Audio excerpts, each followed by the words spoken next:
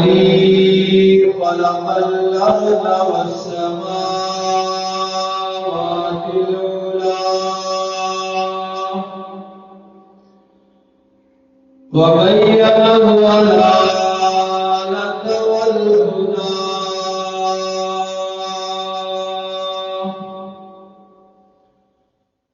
لا شريك له في الأرض ولا في السماء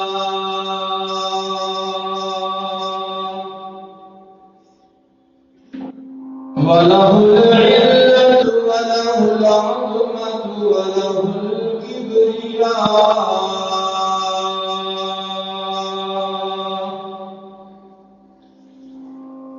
وعليه التوكل والثناء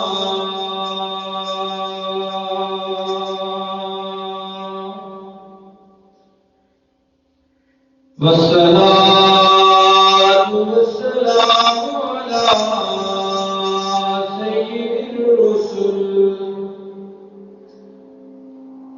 سيد الرسل وخاتم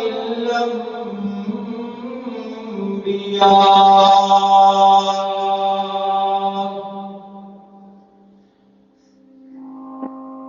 أرسله الله بالحق بشيرا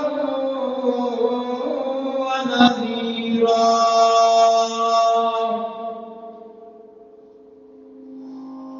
وداعيا إلى الله بإذنه وسراجا منيرا وعلى آله وأصحابه الأتقياء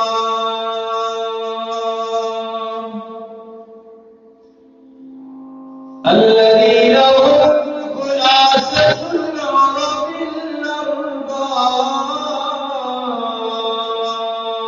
الأرباب وخير الخلائق بعد الأنبياء أما بعد فأعوذ بالله من الشيطان الرجيم بسم الله الرحمن الرحيم واذكر عبدنا أيوب إذ نادى ربه أني مسني الشيطان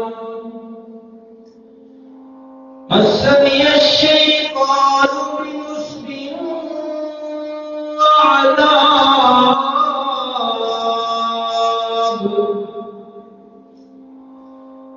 اركض بإذنك هذا مغتسل بارد وشراب ووهبنا له أهله ومثلهم معهم رحمة منا وذكرى لأولي الألباب وخذ بيدك غرزا فاضرب به ولا تحرص إنا وجدناه صابرا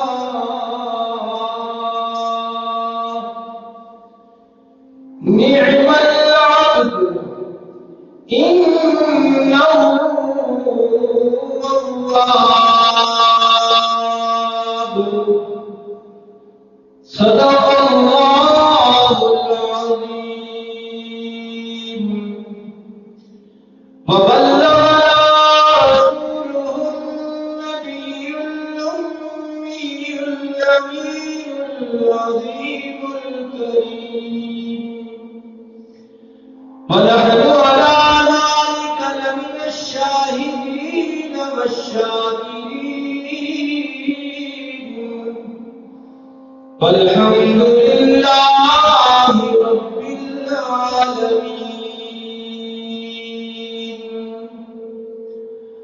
اللهم صل على محمد وعلى آل محمد كما صليت على إبراهيم وعلى آل إبراهيم إنك حميد مجيد اللهم بارك على محمد وعلى آل محمد كما باركت على إبراهيم وعلى آل إبراهيم إنك حميد مجيد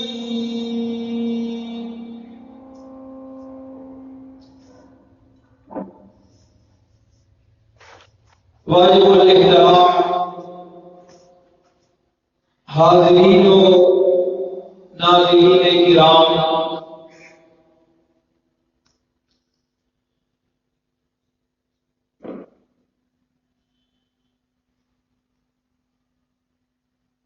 پروردگار عالم نے انسانی مخلوق میں سے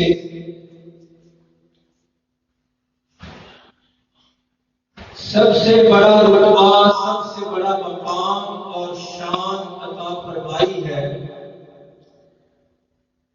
اپنے پیغمبروں کو، اپنے نبیوں کو، اپنے رسولوں کو۔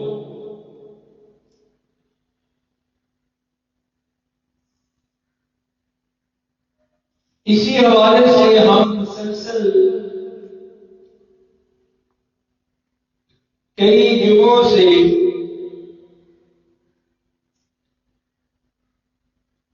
قرآن و حدیث کی روشنی میں یہ سمجھنے کی کوشش کر رہے ہیں کہ اللہ رب العالمین نے اپنی معزز، محترم،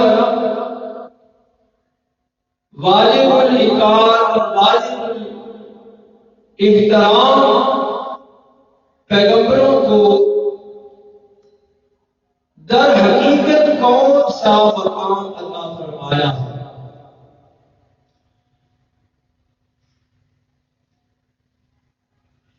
اور مسلسل اسی پر بات کرنے کی وجہ یہ ہے کہ حضرات انبیاء علیہ الصلوۃ والتسلیم کا مقام و مرتبہ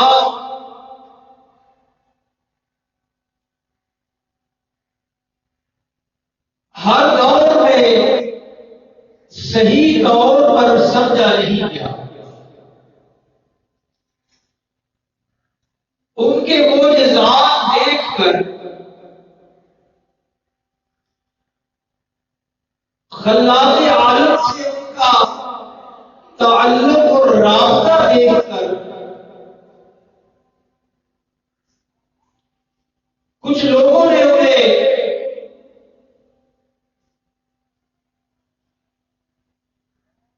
بالکل اللہ بنا دیا، اور کچھ لوگوں نے انہیں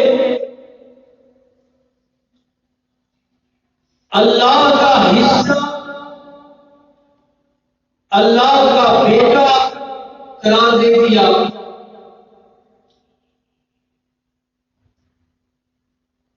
اور ہمارے بر صغیر میں کچھ لوگوں نے حضرات انبیاء علیہ الصلوۃ والتسلیم اور بالخصوص امام الانبیاء حبیب کبریاء محمد مصطفیٰ احمد مجتبیٰ صلی اللہ علیہ وسلم کی ذات میں خدائی صفات ماننا شروع کر دیا.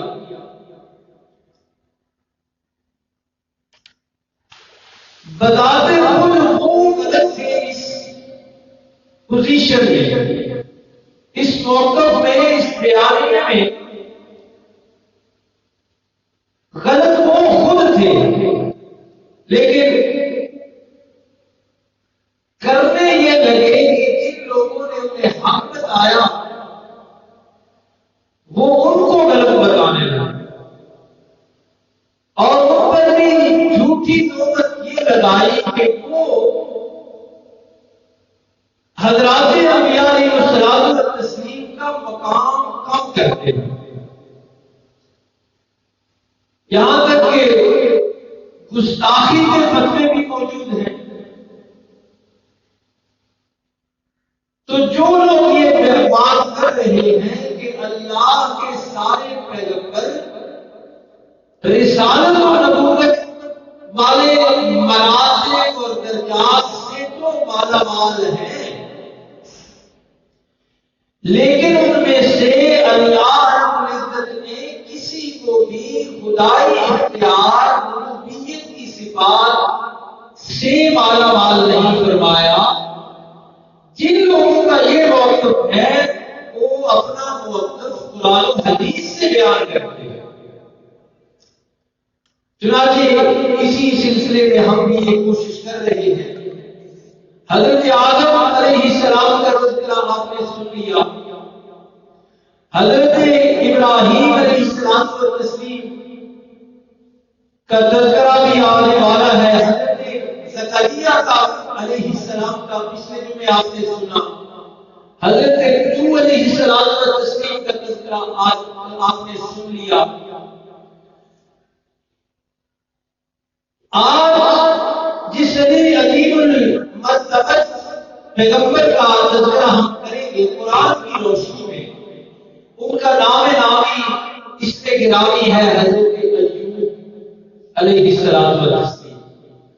اور سارے واقعات میں میں آپ کی توجہ اس بات کی طرف دلا رہا ہوں کہ دیکھیے اللہ نے کس طرح اپنے پیغمبروں کو کسی نہ کسی امتحان میں مبتلا فرمایا پہلے،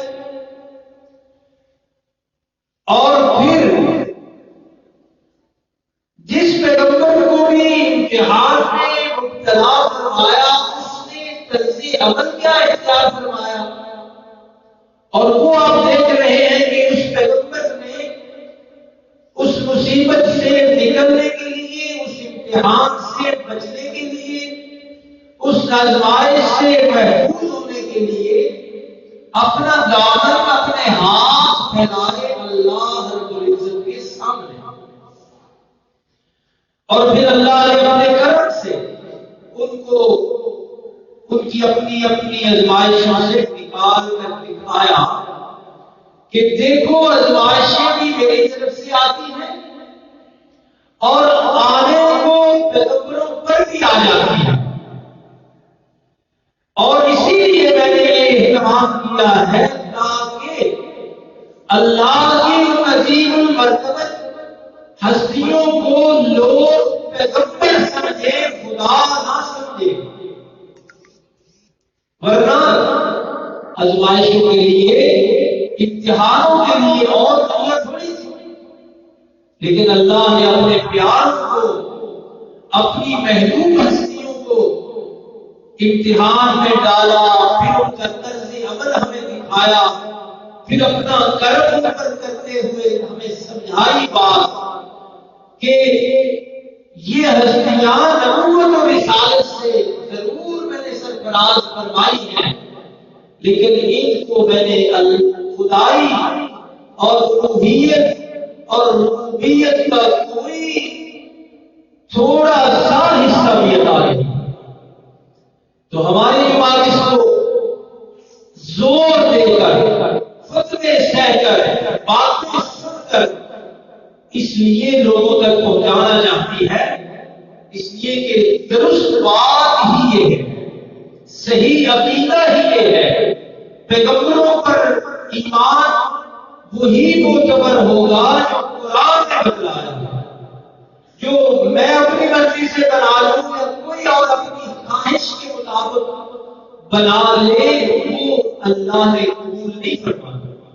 ایمان بالرسالت، ایمان بالرسول وہ ہے جو اللہ رب العالمین نے بیان کیا ہے. اور اس کے الٹ سائد پر جنہوں نے پیغمبروں کے درجے ان کے اپنے اصل مقام سے بڑھائے ہیں ان کی ذرا ایک جھلک دیکھ لیجیے، پھر ہم حضرت ایوب علیہ السلام والتسلیم کا تذکرہ کرتے ہیں. قرآن حکیم میں ارشاد ہے وقالت اليهود عزير ابن الله.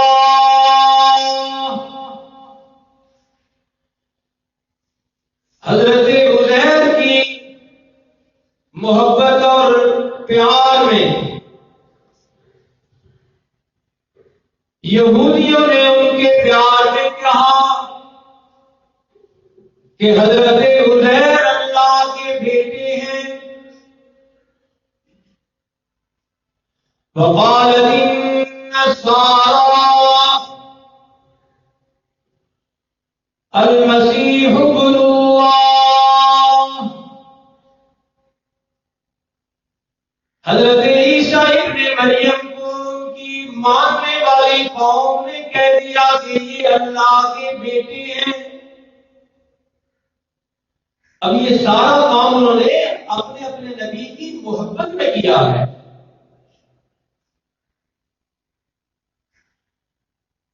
لیکن قرآن نے یہ قبول کیا ہے؟ کیا اللہ نے ان کی یہ بات تسلیم کر لی ہے؟ قرآن نے کہا لَقَدْ كَفَرَ الَّذِينَ قَالُوا إِنَّ اللَّهَ هُوَ الْمَسِيحُ ابْنُ مَرْيَمَ کہ میرے پیغمبر حضرت عیسیٰ کی محبت میں ان کو میرے دیے ہوئے درجے سے جنہوں نے اوپر کر کے دکھایا انہوں نے کوئی نیکی کا کام نہیں کیا. لقد کفر انہوں نے یہ چھوٹا سا گناہ بھی نہیں کیا بلکہ انہوں نے اللہ کی ساری باتوں کا انکار کر کے کفر کر دیا. اس لیے کہ اللہ نے تو نہیں بنایا نا ان کو اپنا بیٹا. تو دیکھ لیجیے دو پیغمبروں کا نام اللہ نے ذکر فرمایا ہے کہ ان کو ابن اللہ کہا گیا، لیکن اللہ نے یہ مصنوعی محبت چلنے نہیں دی. نبی سے پیار کا یہ انداز اللہ کو پسند نہیں آیا، اور وجہ وہی ہے کہ اس میں اللہ کے دیے ہوئے رتبے سے ان کو بڑھایا گیا ہے اور ان کو اللہ کا بیٹا اور اللہ ہی خود اللہ ہی قرار دے دیا کچھ لوگوں نے. تو اس لیے قرآن کا ایک کافی سارا حصہ اس بات پر آپ کو ملے گا کہ جس میں اللہ رب العالمین کہ لوگوں پیغمبروں کو کس طرح تم نے ماننا ہے.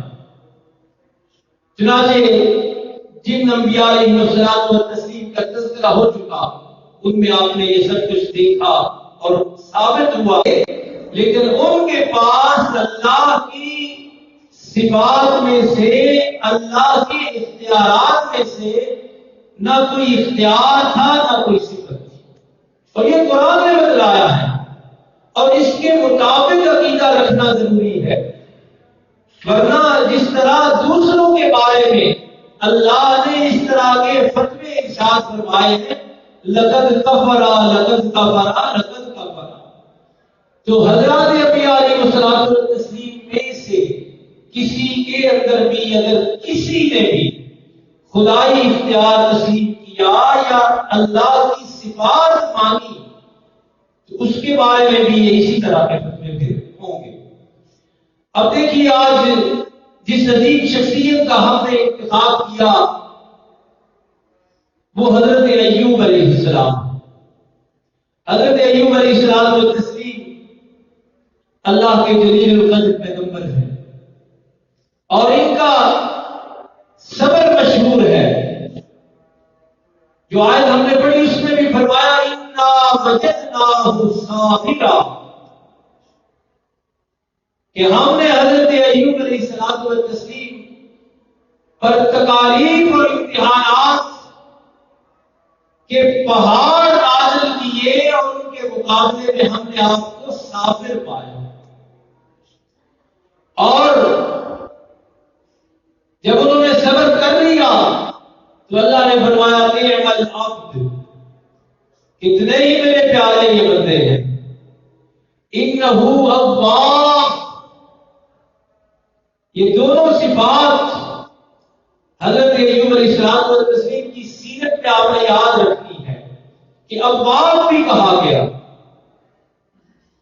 کہ بار بار میری طرف رجوع کرتے تھے، بار بار میرے در پر آتے تھے، بار بار میرے سامنے اپنا دامن پھیلاتے تھے۔ واقعہ کیا ہے؟ کچھ موضوع روایات بھی ہیں اس میں اور کچھ صحیح بھی ہیں، اور ان میں سے جو قرآن کریم کے مطابق ہیں ان کا تھوڑا سا خلاصہ اور قرآن مجید کی تفسیر ہی طرح دیکھیے۔ فرمایا وَاذْكُرْ عَبْدَنَا ایوب، میرے محبوب مکرم صلی اللہ علیہ وسلم عبرت و نصیحت کے لیے اور میرے پیغمبر کا صحیح رتبہ سمجھنے کے لیے، پیغمبر کی صحیح شان سمجھنے کے لیے میرے محبوب صلی اللہ علیہ وسلم میرے بندے عبدنا۔ آج یہ بھی کہا جا رہا ہے کہ یہ عبد نہ کہو، بندہ نہ کہو نبی کو، جس نے بندہ کہا وہ گستاخ ہے۔ تو قرآن حکیم نے کہا ہے، کس نے کہا جی؟ قرآن حکیم نے کہا، اور قرآن کس کا کلام ہے؟ اللہ۔ تو اللہ نے کہا ہے اور اللہ نے ہی اپنی طرف منسوب کر کے فرمایا عبدنا، ہمارے بندوں کا، ہمارے بندے کا ذکر فرمائیے میرے محبوب صلی اللہ علیہ وسلم۔ اچھا، ذکر میں آپ کی سیرت کا تذکرہ نہیں، ذکر میں آپ کی صورت کا تذکرہ نہیں، آپ کے تذکرے میں آپ کے معجزات کا تذکرہ نہیں، بلکہ آپ کی آزمائش کا تذکرہ ہے۔ تو کیا ہم اپنی طرف سے یہ کہہ رہے ہیں کہ اللہ نے نبیوں کی آزمائشیں اس لیے ذکر کی ہیں تاکہ دنیا کو نبیوں کا صحیح مقام سمجھ آئے؟ ہر واقعہ میں آپ دیکھیں گے کہ نبی آزمائشوں میں مبتلا آپ کو نظر آتا ہے۔ تو یہاں آپ کی اپنی زبان سے بھی دعا موجود ہے۔ فرمایا اذ نادى ربه، جو میں کہنا چاہتا ہوں اس ایک جملے میں ثابت کر دی وہ بات، ترجمہ اس جملے کا یہ ہے کہ نادى ربه، کہ حضرت ایوب کا تذکرہ میرے محبوب یوں کیجیے کہ حضرت ایوب نے اپنے رب کو پکارا، جو پکارے وہ داتا ہوتا ہے، جس کو خود پکار کی ضرورت پڑے۔ اس لیے کیسا جملہ بولا؟ یہ قرآن کا جملہ ہے، یہ گستاخی نہیں ہے۔ اذ نادى ربه، میرے بندے ایوب نے آزمائشوں میں، امتحانات میں، تکالیف میں اپنے سے پہلے گزرے ہوئے کسی پیغمبر کو سزا نہیں لگائی، امتحانات میں اپنے سے پہلے کسی پہنچی ہوئی ہستی کو نہیں پکارا۔ یہ تین ہی تو میں جملے عرض کرتا ہوں سمجھانے کے لیے کہ مصیبت اور آزمائش دیکھیے، پھر طرز عمل دیکھیے، اور پھر اللہ کا کرم دیکھیے۔ یہ تین چیزیں آپ نے دیکھی ہوتی تو طرز عمل حضرت ایوب کا یہ کہ نادا ربہ، کسی پیغمبر کو، کسی زندہ کو، کسی مردہ کو، کسی نیک ہستی کو پیغمبر نے نہیں پکارا۔ آزمائشوں میں، امتحانات میں، تکالیف میں پکارا ہے تو کس کو؟ اللہ۔ یہ قرآن ہے، اتنی سادہ سی دعوت ہم دے رہے ہیں، اس میں کہاں ہے اللہ کے نبیوں کی گستاخی؟ یہ تو قرآن کا ترجمہ ہے، قرآن کا۔ اب دعا سنیے، عرض کیا بارگاہ خداوندی میں انی مسنی الشیطان بنصب وعذاب، میرے مالک شیطان نے مجھے سزا میں اور تکلیف میں اور آزمائش میں ڈال دیا ہے۔ یہ کیا ہے؟ اس میں لمبی تفصیل ہے، واقعات ہیں بہت زیادہ، اور اس میں نے عرض کیا کہ کچھ واقعات ایسے ہیں جو موجود ہیں، من گھڑت ہیں، لیکن تفسیر مظہری والے مفسر انہوں نے وہ واقعہ تفصیلی نقل کیا ہے، اور تفسیر جلالین ہمارے مدارس میں پڑھائی جاتی ہے، اس میں وہ اجمالاً ذکر ہے، اور خاص کر جو آپ کے وجود اطہر کے بارے میں ایک واقعہ آپ نے سن رکھا ہے وہ درست نہیں ہے، لیکن بہرحال آزمائشیں ضرور آئی ہیں، اور یہاں آپ نے سن لیا انی مسنی الشیطان کا لفظ ہے کہ شیطان نے مجھے چھوا ہے تکالیف کے ساتھ اور عذاب کے ساتھ۔ تو جیسے میں نے عرض کیا کہ کچھ واقعات ایسے ہیں جو قرآن کے ساتھ ملتے جلتے ہیں اور ان کی ہم تصدیق کر بھی سکتے ہیں، اور اسی میں جو تفسیر مظہری نے نقل کیا ہے وہ یہ ہے، اس کا خلاصہ لمبا واقعہ ہے، وقت نہیں ہے، خلاصہ یہ ہے کہ شیطان نے بارگاہ خداوندی میں یہ عرض کی تھی، اور حضرت عیسیٰ علیہ السلام و تشریف آوری پر اس کے دروازے 4 آسمانوں پر بند ہوئے تھے، پہلے یہ سب آسمانوں پر جا سکتا تھا، اور پھر رسول رحمت صلی اللہ علیہ وسلم کی تشریف آوری پر بالکل بند ہو گئے۔ تو یہ اس زمانے کی بات ہے جب یہ اوپر جا سکتا تھا، تو وہاں اس نے بارگاہ خداوندی کی ایک عجیب بات کہہ دی۔ یہ تفسیر مظہری نے لکھا ہے، اس کی سند اتنی مضبوط نہیں، لیکن اس شیطان کا لفظ جو کہ قرآن میں آ گیا نا، اس حوالے سے یہ کسی حد تک تصدیق ہو سکتی ہے۔ تو اس نے کہا جی اللہ کے بارگاہ میں کہ یا اللہ، یہ جو حضرت ایوب آپ کی حمد و ثنا میں مصروف رہتے ہیں نا، اس کی وجہ یہ ہے کہ آپ نے ان کو نوازا ہی بہت،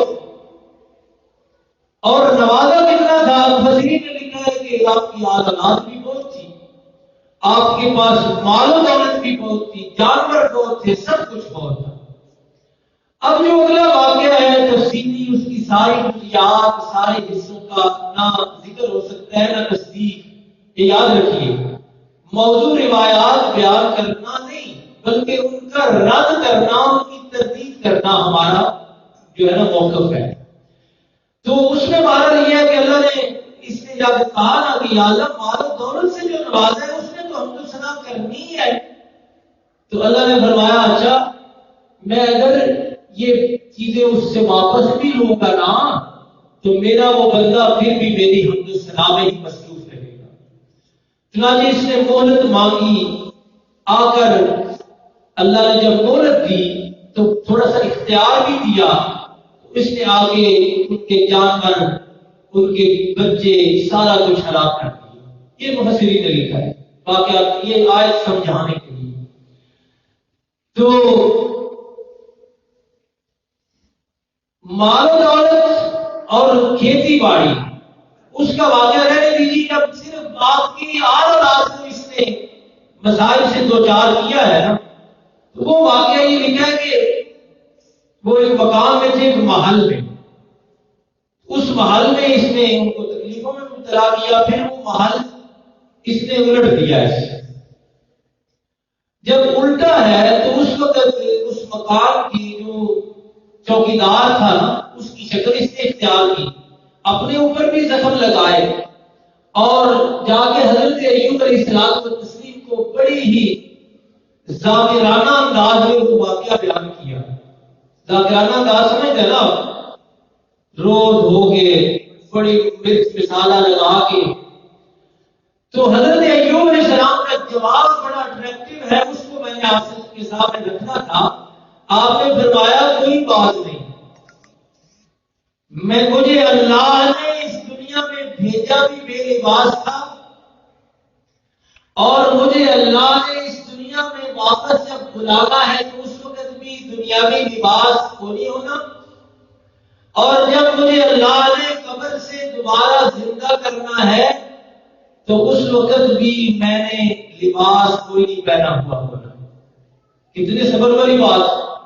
وہ کیا کہنے چلا تھا اوپر سے کہ میں ان کو ناشکرا بناؤں گا، میں ان سے صبر چھینوں گا، میں ان سے شکر و حمد و ثنا کی جو انہوں نے عادت بنائی ہے اسے چھینوں گا.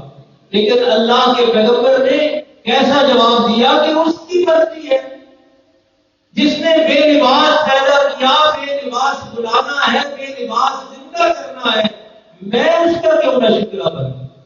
تو اس طرح اس کو پھر لعنت کا سامنا کرنا پڑا. تو یہ طویل واقعات ہیں. آپ حضرات یا ہم جو سمجھنا چاہتے ہیں وہ کیا ہے کہ اللہ نے اپنے پیغمبروں کو آزمائشوں میں ضرور مبتلا کیا ہے، اور اللہ کے پیغمبر جو ہے وہ اس مرحلے پر اپنا دامن لے کر بارگاہ خداوندی میں پہنچے ہیں. دوسری جگہ پر ایک جگہ 17ویں سپارے میں بھی تذکرہ ہے، سورۃ الانبیاء ہے. تو اس آیات کا بھی صرف ترجمہ سن لیجئے تاکہ وہاں کے جو الفاظ ہیں وہ بھی آپ کے سامنے آئیں اور پھر انشاءاللہ سنتے پڑھتے ہیں. فرمایا وَأَيُّوبَ إِذْ نَادَىٰ رَبَّهُ أَنِّي مَسَّنِيَ الضُّرُّ. پیغمبر آزمائش میں مبتلا ہو چکے ہیں، رسالت کا تاج سر پر ہے، نبوت کا تمغہ بھی گلے میں سجا ہوا ہے، لیکن اللہ نے ہمیں سمجھانے کے لیے، ہمیں ذہن نشین کرانے کے لیے کہ لوگوں پیغمبر کو خدا نہ سمجھ بیٹھنا، پیغمبر کو اللہ نہ سمجھ بیٹھنا، پیغمبر میں خدائی صفات نہ ماننے لگ جانا، ہمیں سمجھانے کے لیے ان کو آزمائش میں مبتلا کر دیا. اور فرمایا ایوب، اس سے پہلے وہی مذکور ہے کہ حضرت ایوب کو بھی یاد کر لو، تمہیں پڑے گی. انہوں نے کہا نادا ربا، اس جملے پہ میں نے تمہیں دلوائی ہے کہ انہوں نے کسی پیغمبر کو نہیں پکارا، کسی بزرگ ہستی کو اپنی تکلیف دور کرنے کے لیے اپنی آزمائش کا رونا رویا ہے تو کس کے سامنے؟ اور الفاظ بارگاہ خداوندی میں عرض کیا انی مسنی الضر، میرے اللہ تکلیفوں نے گھیر لیا ہے، میرے مالک آزمائشوں نے گھیر لیا ہے مجھے. یہ آزمائشی بات لوگ کہتے ہیں 18 سال رہے، بعض روایات میں 3 سال رہے، اور وہ آزمائش اس حد تک ہو گئی تھی، جلالین میں لکھا ہے کہ سوائے آپ کی زوج محترمہ کے آپ کے لیے کوئی نہ آپ کے پاس آتا تھا، نہ آپ کی ہمدردی کرتا تھا نہ کوئی بیمار پرسی کرتا تھا، اتنی سخت آزمائش۔ آپ اندازہ کیجئے کہ کس دل سے اللہ کی بارگاہ میں اور کس انداز سے انہوں نے بارگاہ خداوندی میں یہ درخواست پیش کی ہوگی۔ اور لفظ سنیے، نبی کا لفظ، نبی اللہ کو کیسے سمجھتے تھے اور اپنے آپ کو کیسے؟ فرمایا وَأَنْتَ أَرْحَمُ الرَّاحِمِينَ، میرے اللہ، میں نبی تکلیفوں میں ہوں، میں رسول ہوں، آزمائشوں میں ہوں، اور دامن کس کے سامنے پھیلایا؟ اللہ کے سامنے دامن پھیلا کے قیامت تک آنے والی انسانیت کو بتلایا کہ لوگوں، ایمان والوں، امت محمدیہ کا نام لینے والوں، اپنے آپ کو امت میں شمار کرنے والوں، دیکھو اللہ کے پیغمبر حضرت ایوب دامن اللہ کے سامنے پھیلا کے عرض کر رہے انتا ارحم الراحمین، یا اللہ آپ ہی ہیں سب سے بڑے رحم کرنے والے۔ تو جو میں عرض کرنا چاہتا تھا وہ حضرت ایوب علیہ السلام کی سیرت کے حوالے سے عرض کر دیا۔ آخری بات جو پروپیگنڈا بات میں کیا جاتا ہے وہ سمجھ لیجیے ایک جملے میں ہی، کہ اللہ کے پیغمبروں کو جو رتبہ اللہ نے دیا ہے اس سے رتی برابر، ایک ذرہ برابر کم کرنا بھی ایمان سے خارج ہونا ہے، اور اس سے بڑھانا بھی یہودیت اور عیسائیت کی روش ہے۔